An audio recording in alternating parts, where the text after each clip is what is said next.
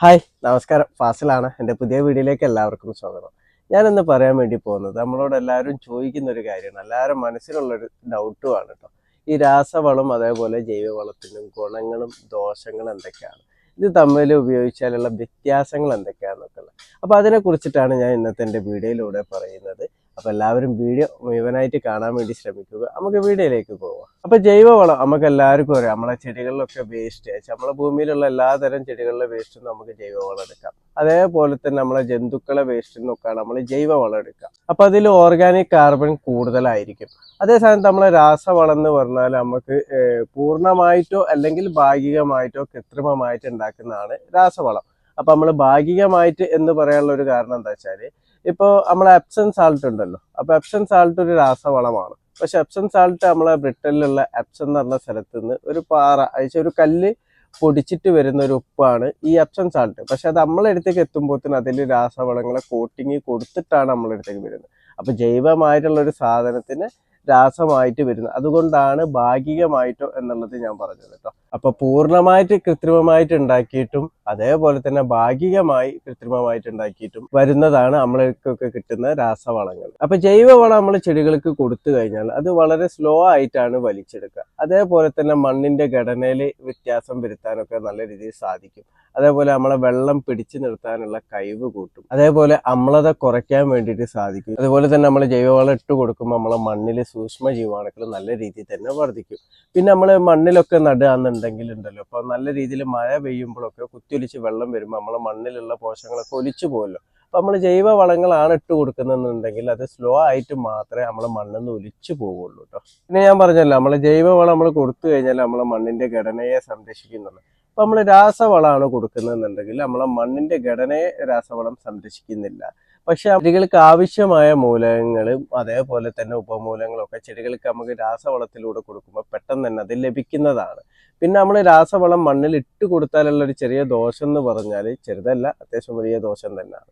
ഇപ്പൊ മണ്ണിലൊക്കെ നമ്മൾ നട്ടിട്ടാണെന്നുണ്ടെങ്കിൽ നമ്മൾ രാസവളം ഇട്ട് കൊടുത്താൽ അത് മണ്ണിലേക്ക് ഇറങ്ങിപ്പോകും. അപ്പൊ ഇറങ്ങിപ്പോയി കഴിഞ്ഞാൽ നമ്മളെ കിണറുകളിലൊക്കെ ചില നമ്മളെ ഭൂഗർഭ വെള്ളത്തിലേക്കൊക്കെ അത് മിക്സ് ചെയ്യും. അപ്പൊ അത് നമ്മളിലേക്ക് തന്നെ കുടിക്കാൻ വേണ്ടിയിട്ട് വരുമ്പോഴൊക്കെ അത് ദോഷമാണ്. കാരണം ഇപ്പോൾ നൈട്രജൻ ആണെങ്കിലും ഫോസ്ഫറസ് ആണെങ്കിലും പൊട്ടാസ്യം ആണെങ്കിലും നമ്മൾ മറ്റു ഉപമൂലങ്ങളൊക്കെ നമ്മൾ കൊടുക്കുമ്പോൾ അത് കൂടുതലായിട്ട് വെള്ളത്തിൽ മിക്സ് ചെയ്തിട്ട് നമുക്ക് വരുമ്പോഴൊക്കെ അത് ദോഷം തന്നെയാണ്. അതേപോലെ തന്നെ നമ്മൾ രാസവളം നമ്മൾ മണ്ണിൽ ഇട്ട് കൊടുക്കുമ്പോൾ അത് കുറേയൊക്കെ അത് ബാഷ്പീകരിച്ചിട്ട് പോവുകയാണ് ചെയ്യുക. അപ്പോൾ അന്തരീക്ഷത്തിലൊക്കെ അത് വായുവിൽ കലർന്നിട്ടും നമ്മൾ ശ്വസിക്കുമ്പോഴൊക്കെ ആണെങ്കിലും അത് നമുക്ക് ദോഷം തന്നെയാണ്.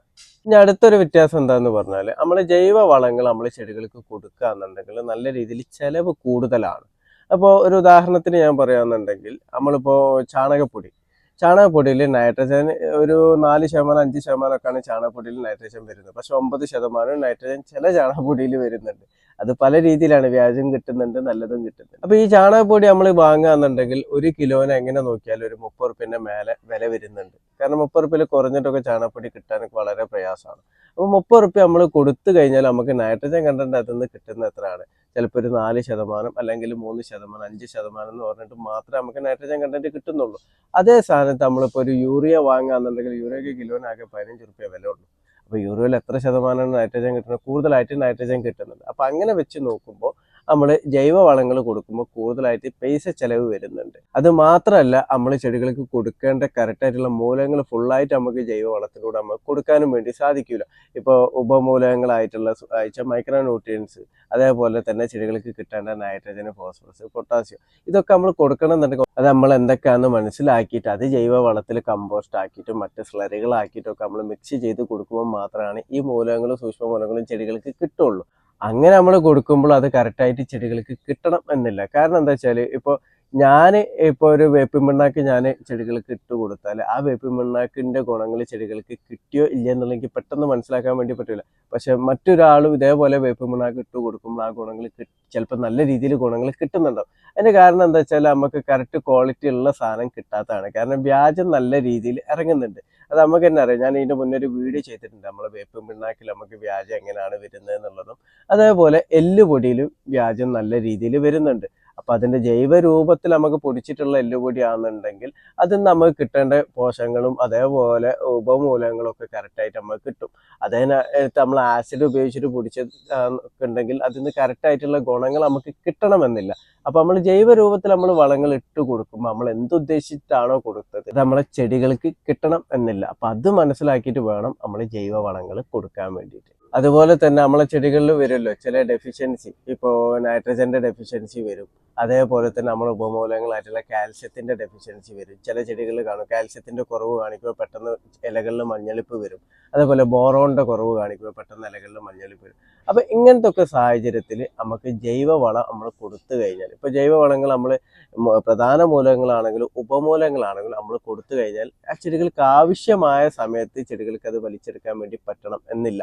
കാരണം ജൈവവളങ്ങൾ അത് ലയിച്ചിട്ട് ലയ രൂപത്തിലായാൽ മാത്രമേ ചെടികൾക്ക് അത് വലിച്ചെടുക്കാൻ വേണ്ടി പറ്റുള്ളൂ. അത് എപ്പോൾ ആവും എങ്ങനെ ആവും എന്ന് നമുക്ക് പറയാൻ വേണ്ടിയിട്ട് പറ്റില്ല. കാരണം നമ്മൾ മണ്ണിൽ കൊടുക്കുന്ന വെള്ളത്തിനനുസരിച്ച് നമ്മൾ വളം ഇട്ട് കൊടുക്കുന്ന ടൈമിനനുസരിച്ചിട്ടൊക്കെയാണ് അത് ലയ രൂപത്തിലാവുക. അപ്പോൾ നമുക്കിപ്പോൾ ഈ ടൈമിൽ ഇന്നിപ്പോൾ ഈ ഇലകളിൽ മഞ്ഞളിപ്പ് വന്നാൽ നമുക്ക് ഇന്ന് ജൈവ വളമായിട്ട് നമുക്ക് ഇട്ട് കൊടുത്താൽ അത് പെട്ടെന്ന് ഫലം കിട്ടൂല. കാരണം അത് ഫലം കിട്ടണം എന്നുണ്ടെങ്കിൽ കുറച്ച് ടൈം പിടിക്കും, ചിലപ്പോൾ ഒരു മാസം വരെ ടൈം പിടിക്കും. അപ്പോഴും ഇതിൽ നൈട്രജൻ്റെ കുറവുണ്ട്, അതേപോലെ തന്നെ കാൽഷ്യത്തിൻ്റെ കുറവുണ്ട്, മറ്റു ഉപമൂലകത്തിൻ്റെ കുറവുണ്ട് എന്നുണ്ടെങ്കിൽ ചിലപ്പോൾ നമ്മൾ ഇട്ട് കൊടുത്താൽ ചിലപ്പോൾ നൈട്രജൻ മാത്രമായിരിക്കും ഇതിന് ഒരു മാസം കഴിഞ്ഞാൽ കിട്ടുക. കാരണം ഞാൻ പറഞ്ഞാൽ മനസ്സിലായില്ലേ, അയച്ചാൽ ഏത് മൂലകത്തിന്റെ കുറവാണോ ആ മൂലകത്തിന് കറക്റ്റായിട്ട് നമുക്ക് ജൈവ വളം കൊടുക്കാൻ വേണ്ടി പറ്റൂല. അപ്പം അങ്ങനെ നമ്മൾ കൊടുക്കണം എന്നുണ്ടെങ്കിൽ നമ്മൾ എന്താ ചെയ്യുക, അതെന്തൊക്കെയാണ് എന്നുള്ള മനസ്സിലാക്കി അതിൻ്റെ രൂപത്തിലുള്ള കമ്പോസ്റ്റുകൾ നമ്മൾ ഉണ്ടാക്കും, അതേപോലെ ജൈവ സ്ലറികൾ നമ്മൾ ഉണ്ടാക്കും. അപ്പം ആ രൂപത്തിൽ ഉണ്ടാക്കി നമ്മൾ ജൈവവളം കൊടുക്കുക എന്നുണ്ടെങ്കിൽ നമുക്ക് ലേശമെങ്കിലും അതിൻ്റെ ഗുണം കറക്റ്റായിട്ട് കിട്ടും. കാരണം ചുരുക്കി പറഞ്ഞു കഴിഞ്ഞാൽ നമ്മൾ വളങ്ങൾ എന്തൊക്കെയാണെന്നുള്ള നമ്മൾ മനസ്സിലാക്കിയിട്ട് നമ്മൾ ജൈവ കൃഷി നമ്മൾ ചെയ്യുകയാണെന്നുണ്ടെങ്കിൽ നമുക്ക് ജൈവ കൃഷിയിൽ നമുക്ക് അതിൻ്റെതായ വിജയം കിട്ടും. ഇനിയിപ്പോൾ ഞാൻ പറഞ്ഞല്ലോ നേരത്തെ കാൽസ്യത്തിന്റെ കുറവാണെന്നുള്ളത്. അപ്പോൾ കാൽസ്യത്തിന്റെ കുറവാണെന്നുണ്ടെങ്കിൽ നമ്മൾ ചിലപ്പോൾ ഡോളോമേറ്റ് ഇട്ട് കൊടുക്കും. അപ്പോൾ അതിൽ കാൽസ്യം ഉണ്ട്, മഗ്നീഷ്യം ഉണ്ട്. അപ്പോൾ ആ ചെടിക്ക് അപ്പം മഗ്നീഷ്യം കിട്ടേണ്ട ആവശ്യമില്ല. അപ്പോൾ അങ്ങനെ വരുമ്പോൾ നമുക്ക് അത് കൊടുക്കാൻ വേണ്ടി പറ്റില്ല. അപ്പം അങ്ങനത്തെ സാഹചര്യത്തിൽ നമുക്ക് കാൽസ്യം നൈട്രേറ്റ് നമുക്ക് രാസവളത്തിൽ നമുക്ക് കൊടുക്കാൻ പറ്റില്ല. അപ്പോൾ ചെടികൾക്ക് അപ്പം കിട്ടേണ്ട കറക്റ്റായിട്ട് കിട്ടേണ്ട കാൽസ്യം മാത്രമായിട്ട് ചെടികൾക്ക് കിട്ടും. അതേപോലെ തന്നെ നൈട്രജനും ചെടികൾക്ക് കിട്ടും. അതേപോലെ തന്നെ ചെടികളിൽ വരുമല്ലോ ഇപ്പം മഗ്നീഷ്യത്തിന്റെ കുറവ് ചെടികളിൽ നല്ല രീതിയിൽ കാണിക്കും. അയച്ചാൽ ഹരിതകം തീരെ ഇല്ലാതെ കാണിക്കും. അപ്പോൾ ആ ടൈമിൽ ചെടിക്ക് കിട്ടേണ്ട എന്താ, ഹരിതകമാണ് കിട്ടേണ്ടത്. അപ്പോൾ നമുക്ക് ഇപ്പോൾ ഡോളോമേറ്റ് ഇട്ട് കൊടുത്താൽ പറ്റില്ല, കാരണം ഡോളോമേറ്റിൽ കാൽസ്യം ഉണ്ട്, അപ്പോൾ മഗ്നീഷ്യം ഉണ്ട്. അപ്പോൾ നമുക്ക് അത് ഉപയോഗിക്കാൻ വേണ്ടി പറ്റില്ല, ജൈവ രൂപത്തിൽ ഉപയോഗിക്കാൻ പറ്റില്ല. അപ്പോൾ പെട്ടെന്ന് കിട്ടണം എന്നുണ്ടെങ്കിൽ നമ്മൾ എന്താ ചെയ്യുക, മഗ്നീഷ്യം നൈട്രേറ്റ് നമുക്ക് സ്പ്രേ ചെയ്ത് കൊടുക്കും. അപ്പോൾ അങ്ങനെ സ്പ്രേ ചെയ്ത് കൊടുക്കുമ്പോൾ പെട്ടെന്ന് തന്നെ ഈ ചെടികൾക്ക് വലിച്ചെടുക്കാൻ പറ്റും. അപ്പോൾ ഏത് മൂലകമാണോ കുറവ് ആ മൂലകം ചെടികൾക്ക് പെട്ടെന്ന് കിട്ടണം എന്നുണ്ടെങ്കിൽ നമുക്ക് രാസവളത്തിലൂടെ കൊടുക്കുമ്പോഴേ അത് സാധിക്കുകയുള്ളൂ. അതുപോലെ തന്നെ നമ്മളൊരു നേർവളമായിട്ട് കൊടുക്കുമ്പോൾ ഇപ്പം നൈട്രജൻ മാത്രമാണ് ചെടികൾക്ക് കിട്ടേണ്ടത്, അല്ലെങ്കിൽ ഫോസ്ഫറസ് മാത്രമാണ് ചെടികൾക്ക് കിട്ടുക, അങ്ങനെ ഒരു നേർവളമായിട്ട് കൊടുക്കേണ്ട സാഹചര്യങ്ങളിൽ നമുക്ക് ജൈവവളത്തിൽ നമുക്ക് കൊടുക്കാൻ വേണ്ടി പറ്റൂല. അപ്പോൾ രാസവളത്തിലാണെന്നുണ്ടെങ്കിൽ നമുക്ക് അതേപോലത്തെ നേർവളങ്ങൾ നമുക്ക് ചെടികൾക്ക് കൊടുക്കാൻ വേണ്ടിയിട്ട് സാധിക്കും. കാരണം ഇപ്പോൾ പൊട്ടാസ്യം മാത്രമാണ് വേണ്ടത് വെച്ചാൽ നമുക്ക് പൊട്ടാസ്യം നേർവളമായിട്ട് നമുക്ക് വാങ്ങാൻ വേണ്ടി കിട്ടും. അതേപോലെ ഫോസ്ഫറസ് നമുക്ക് നേർവളമായിട്ട് നമുക്ക് വാങ്ങാൻ വേണ്ടി കിട്ടും. ഇനി ഫോസ്ഫറസും പൊട്ടാസ്യം മാത്രമാണെങ്കിലും നമുക്ക് നേർവളമായിട്ടും നമുക്ക് വാങ്ങാൻ പറ്റും. അപ്പോൾ അങ്ങനെ നമുക്ക് രാസവളം നമുക്ക് ചെടികൾക്ക് കൊടുക്കാൻ വേണ്ടി പറ്റും. അപ്പോൾ രാസവളം നമ്മൾ ചെടികൾക്ക് കൊടുക്കുക എന്ന് പറഞ്ഞാൽ നമ്മളെ മണ്ണിന് ദീർഘകാലത്തിന് അത് നല്ല രീതിയിൽ തന്നെ ദോഷകരമാണ്. അപ്പോൾ നമ്മൾ എന്താ ചെയ്യേണ്ടത്, അതിന് നല്ലൊരു കാര്യം എന്ന് പറഞ്ഞാൽ നമ്മൾ ഫോളിയർ ആപ്ലിക്കേഷൻ വഴി നമുക്ക് രാസവളം കൊടുക്കുന്നതാണ് നല്ലത്. അതാകുമ്പോൾ നമുക്ക് മണ്ണിന് വലിയ കേടില്ല, പക്ഷേ ചെടികൾക്ക് കിട്ടേണ്ട മൂലകങ്ങളും അതേപോലെ ഉപമൂലകങ്ങളും ചെടികൾക്ക് കറക്റ്റായിട്ട് കിട്ടും. അപ്പം നമ്മൾ ജൈവ രൂപത്തിലാണ് നമ്മൾ കൊടുക്കുന്നതെന്നുണ്ടെങ്കിൽ നമുക്ക് ആവശ്യമായിട്ടുള്ള മൂലകങ്ങളും സൂക്ഷ്മ മൂലകങ്ങളും എങ്ങനെയൊക്കെയാണ് നമുക്ക് കൊടുക്കാൻ പറ്റുക എന്നുള്ള നമ്മൾ മനസ്സിലാക്കി അതിനനുസരിച്ച് നമ്മൾ കമ്പോസ്റ്റുകളാക്കിയിട്ടും അതേപോലെ ജൈവ സ്ലറികളാക്കിയിട്ടും നമ്മൾ കറക്റ്റായിട്ട് നമ്മൾ ചെടികൾക്ക് കൊടുക്കുക എന്നുണ്ടെങ്കിൽ നമുക്ക് ജൈവ രൂപത്തിൽ തന്നെ നല്ല രീതിയിൽ നമുക്ക് കൃഷി ചെയ്ത് പോകാൻ വേണ്ടി പറ്റും. ഇപ്പോൾ നമ്മൾ മണ്ണിലൊക്കെയാണ് നടുന്നതെന്നുണ്ടെങ്കിൽ നമ്മളിപ്പോൾ ജൈവ വളങ്ങൾ നമ്മൾ കറക്റ്റായിട്ട് നമ്മൾ കൊടുത്തിട്ടില്ല എന്നുണ്ടെങ്കിലും ചെടികൾക്ക് അത് ഇപ്പം മഴയത്ത് കുത്തിയൊലിച്ച് പെയ്യുമ്പോഴൊക്കെ പുറമെന്ന് വരുന്ന വളങ്ങളും പോഷകങ്ങളും ഒക്കെ നമ്മളെ മണ്ണിൽ അടിയിൽ അടിങ്ങി കൂടും. അപ്പോൾ ചെടികൾക്ക് അത് കിട്ടേണ്ട മൂലങ്ങളൊക്കെ അത്യാവശ്യത്തിനൊക്കെ ചെടികൾക്ക് മണ്ണിൽ നിന്ന് തന്നെ വലിച്ചെടുക്കാൻ വേണ്ടി പറ്റും. പക്ഷെ നമ്മൾ പോട്ടിലോ അല്ലെങ്കിൽ ഡ്രമ്മിലോ ഗ്രോ ബാഗിലോ ഒക്കെ ആണ് നമ്മൾ കൃഷി ചെയ്യുന്നതെന്നുണ്ടെങ്കിൽ നമ്മൾ ഇട്ട് കൊടുക്കുന്നത് മാത്രമേ ചെടികൾക്ക് കിട്ടുള്ളൂ. ഇപ്പം ഞാനൊക്കെ ടെറസിലാണ് കൃഷി ചെയ്തിട്ടുള്ളത്. അപ്പം ഞാനൊക്കെ ജൈവ രൂപത്തിൽ കൊടുക്കുക എന്നുണ്ടെങ്കിൽ ഇത് കറക്റ്റായിട്ട് അത് മനസ്സിലാക്കി മാത്രം കൊടുത്താലേ എൻ്റെ ചെടികൾക്ക് അത് കിട്ടുള്ളൂ. അല്ലാന്നുണ്ടെങ്കിൽ ചെടികൾ അതിൻ്റെ ഡെഫിഷ്യൻസി നല്ല രീതിയിൽ തന്നെ കാണിക്കും. അപ്പം അങ്ങനത്തെ സാഹചര്യത്തിൽ ഞാൻ എന്താ ചെയ്യുക, രാസവളങ്ങൾ എനിക്ക് ജൈവ രൂപത്തിൽ കറക്റ്റായിട്ട് ചിലപ്പോൾ എനിക്ക് കൊടുക്കാൻ പറ്റിയെന്ന് വരില്ല.